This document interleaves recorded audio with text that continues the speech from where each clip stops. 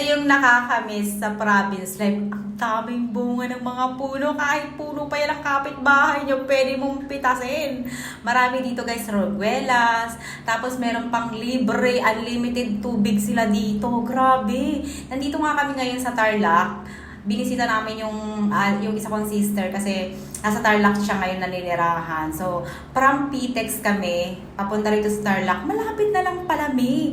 Ano lang siya, 3 hours and a half lang yung biyahe. Hindi pa kami yung bus, hindi pa siya ng Pitex, yung mabilisan pa.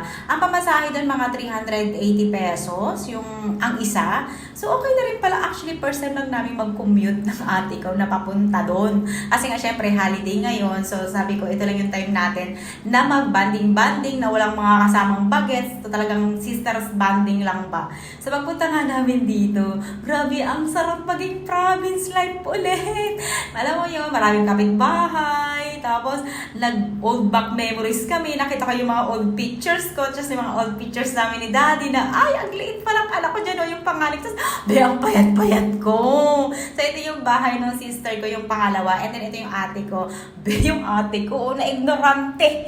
Yung puso, nasa loob ng bahay nila. Tapos, amaze na amaze siya dito sa lutuan ni ate. Ni ate.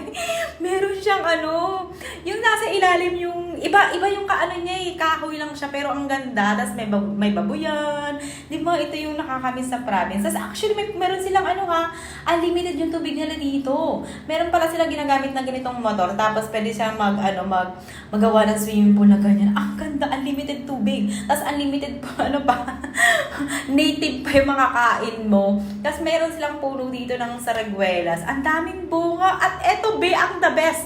Yung ano bang tawag dito? Nakalimutan ba yung tawag dito?